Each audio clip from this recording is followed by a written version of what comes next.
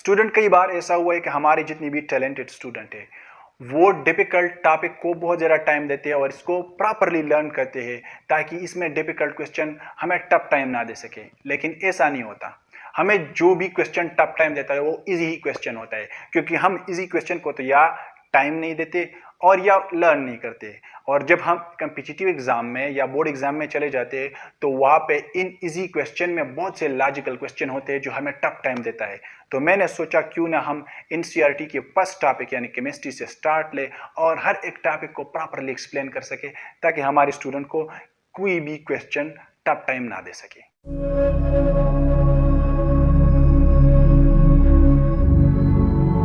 Hello student. तो student आज का हमारा लेक्चर है व्हाट इज केमिस्ट्री। तो student chemistry is the branch of science that deal with the composition, structure, properties of matter in changes occurring in matter. यानी हम ये कह सकते हैं कि केमिस्ट्री साइंस का वो ब्रांच है जिसमें हम मैटर के स्ट्रक्चर, कंपोजिशन, प्रॉपर्टीज और चेंजेस के बारे में स्टडी करते हैं। ठीक है स्टूडेंट। तो सबसे पहले हम अपनी इस डिफिनीशन को एक्सप्लेन करते हैं। इसमें जितनी भी डिफिकल्ट पॉइंट है इसको पॉइंट आउट करते हैं। ठीक है। तो सबसे पहला वाला पॉइंट है साइंस। साइंस क्या है? तो स्टूडेंट साइंस वो नॉलेज है, वो स्टडी है जो हम ऑब्जर्वेशन और एक्सपेरिमेंट के थ्रू गेन करते हैं। इसका मैं आपको एक जनरल एग्जांपल दूं। आजकल जो है कोरोना वायरस बहुत ज़्यादा तेज़ी से फैल चुका है। तो सबसे पहले क्या हुआ? सबसे पहले वुहान सिटी में एक बंदे को तेज़ बुखार था, खांसी थी, तो डॉक्टर के पास चला गया। तो डॉक्टर ने इसका प्रॉपर डायग्नोज किया, टेस्ट वगैरह हुई, तो इसके बाद पता चला कि इस बंदे को कोरोना इन्फेक्शन हो चुका है। ठीक है। तो फिर इस पे एक्सपेरिमेंट हुए कि हाँ कि ये कोरोना वायरस जो है ये पर्सनल कांटेक्ट के साथ जो है तेज़ी से फैलता है। इसी तरह इस पे और सारे एक्सपेरिमेंट हुए कि हम इस कोरोना वायरस के वैक्सीन किस तरह बनाएं। तो ये सब क्या है? ये साइंस है। ठीक है। इसी तरह नेचर की स्टडी को साइंस कहते हैं, यानी हम जितनी भी नेचर है इसको स्टडी करते हैं तो ये बेसिकली साइंस ही है। ठीक है। अब हमारे पास आता है मैटर। मैटर क्या है? तो student matter is anything that occupy space and have mass. Matter हर वो चीज है जिसका मास हो और स्पेस ऑक्युपाई करता हो। लेट सपोज आप मेरे हाथ में ये मार्कर देख रहे हैं, तो इस मार्कर का एक स्पेसिफिक मास भी है और इसने ये स्पेस ऑक्युपाई किया है, तो ये क्या है? मैटर है। यानी हम सिंपल वर्ड में कह सकते हैं कि इस यूनिवर्स में जितनी भी चीजें वो सब मैटर है। ठीक है। तो अब यहाँ पे क्वेश्चन अराइज होता है कि यूनिवर्स में जितनी भी चीजें है वो मैटर है, तो नॉन मैटर कौन सी चीज है? तो non matter love, sadness, happiness, light, sound, ये सब क्या है? ये नॉन मैटर है। ठीक है। अब हमारे पास आता है कंपोजिशन। कंपोजिशन क्या है? तो स्टूडेंट मैंने कंपोजिशन कुछ इस तरह लिखा है, the constituent of something from which it is made is called its composition. किसी भी चीज की कंस्टिट्यूएंट, किसी भी चीज की कंपोनेंट जिससे वो बना होता है, हम इसका कंपोजिशन कहते हैं। ठीक है। इसका मैं आपको एक एग्जांपल देता हूँ, बहुत प्यारा वाला।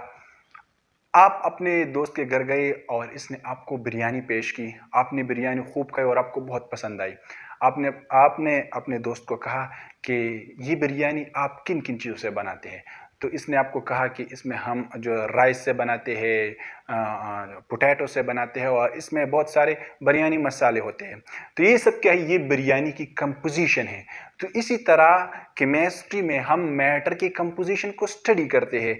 अब मैटर की एग्जांपल बहुत सारे हैं। मैंने यहाँ पे वाटर लिखा है। वाटर मैटर है, लिक्विड स्टेट में एग्जिस्ट करता है।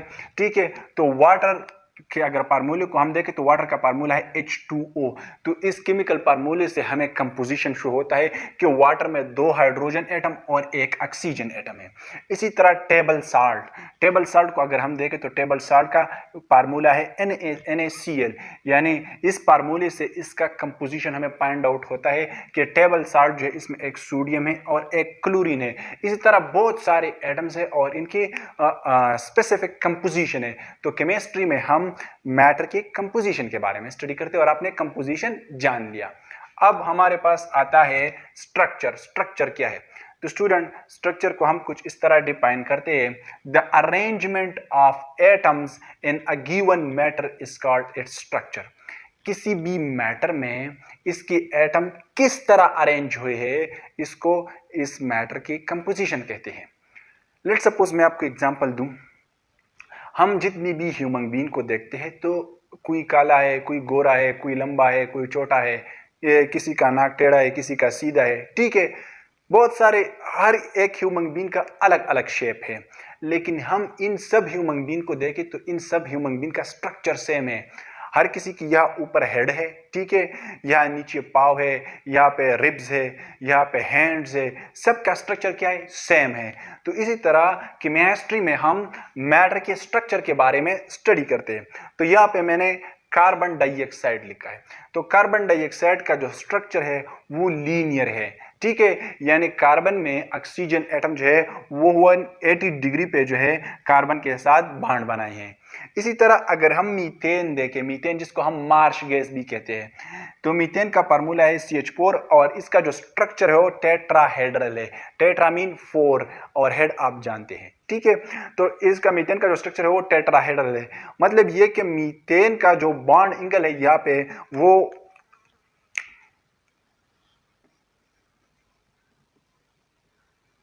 यानी यहाँ पे जो बॉन्ड एंगल है वो 109.5 डिग्री एंगल है, ठीक है।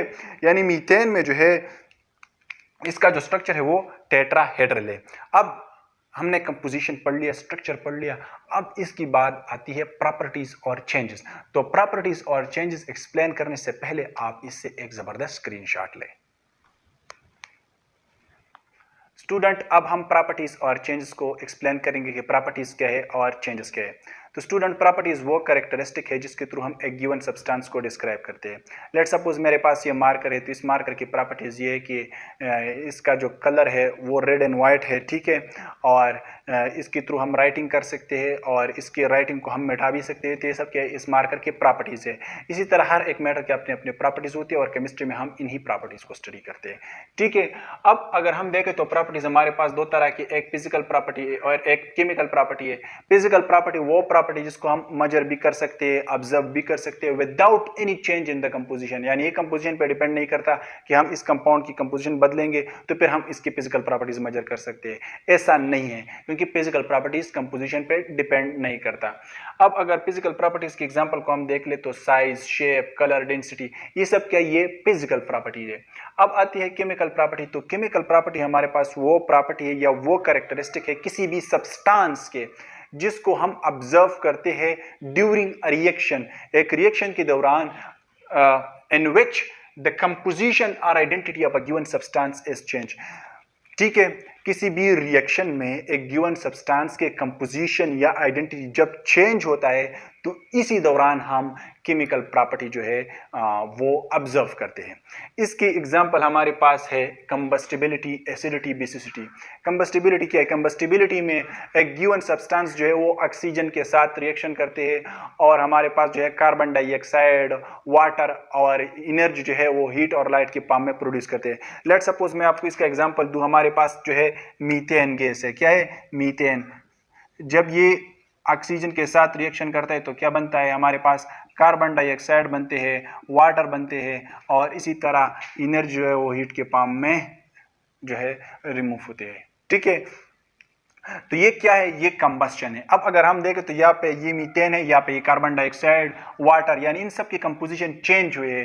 तो ये क्या है, ये केमिकल प्रॉपर्टी है। इसी तरह एसिडिटी में अगर हम देखें, लेट सपोज ये हमारे पास HCl है, ठीक है, और इसको हमने वाटर में डाला, तो जब हम इसको वाटर में डालते हैं तो हमारे पास H3O plus Cl minus ion. अब अगर हम यहाँ पे देखें तो यहाँ पे इसका कंपोजिशन है Cl, यानी एक हाइड्रोजन और एक क्लोरीन था, लेकिन यहाँ पे कंपोजिशन जो है वो चेंज हो चुका है, ठीक है। तो ये सब क्या है, ये केमिकल प्रॉपर्टी है। यानी केमिकल प्रॉपर्टी हम तभी मेजर करेंगे जब किसी भी सब्सटेंस के कंपोजिशन या आइडेंटिटी चेंज होता है, ठीक है। अब आते हैं फिजिकल चेंज और केमिकल चेंज के। फिजिकल चेंज क्या है और केमिकल चेंज क्या है। तो student, a change in form of a substance but not in its chemical composition is called physical change. Physical change वो change है जो किसी भी कंपाउंड की, किसी भी सब्सटेंस के फॉर्म में आता है, ठीक है, इसके कंपोजिशन में नहीं आता। इसका एग्जांपल मैंने यहाँ पे लिखा है, हमारे पास आइस है, इसको हमने हीट अप किया तो वाटर में कन्वर्ट हुआ। इस तरह जब हमने वाटर को हीट अप किया तो ये वेपर में कन्वर्ट हुआ। अब अगर हम यहाँ पे देखें तो आइस हमारे पास सॉलिड है, वाटर हमारे पास लिक्विड है, ठीक है, और वेपर गैस है। यानी इन तीनों का स्टेट डिफरेंट है, ये सॉलिड स्टेट है, ये लिक्विड स्टेट, ये गैसियस स्टेट। लेकिन हम अगर तीनों के कंपोजिशन को स्टडी करें तो इन तीनों के कंपोजिशन H2O यानी इसके कंपोजिशन में कोई भी चेंज नहीं आया, ठीक है। लेकिन इसके फॉर्म में, इसके स्टेट में चेंज आया है, तो ये कौन सा चेंज है? ये फिजिकल चेंज है, ठीक है। अब इसी तरह आता है केमिकल चेंज। केमिकल चेंज क्या है? The change in the chemical composition of a substance is called chemical change. जब किसी भी सब्सटेंस के कंपोजिशन में चेंज आता है तो हम इसको केमिकल चेंज कहते हैं। लेट सपोज हमारे पास हाइड्रोजन मॉलिक्यूल या ऑक्सीजन मॉलिक्यूल है, इन दोनों ने मिलकर वाटर बनाया। अब यहाँ पे हाइड्रोजन और ऑक्सीजन नहीं है, अब यहाँ पे वाटर है, यानी कंबाइन हुई है ना। ऐसा तो नहीं कि इंडिविजुअल ऑक्सीजन और इंडिविजुअल हाइड्रोजन है। तो यहाँ पे कंपोजिशन चेंज हुआ है, यानी यहाँ पे इंडिविजुअल हाइड्रोजन था और इंडिविजुअल ऑक्सीजन था, लेकिन यहाँ पे दोनों ने मिलकर वाटर बनाया है। तो ये क्या है? ये केमिकल चेंज है। तो स्टूडेंट, आई थिंक आपको पूरा टॉपिक समझ में आ चुका होगा। अगर आपको इस तरह इंफॉर्मेटिव वीडियो चाहिए तो प्लीज सब्सक्राइब कीजिए मेरा चैनल और साथ में बेल के आइकन को भी दबा दीजिएगा। Thank you very much. Allah Hafiz.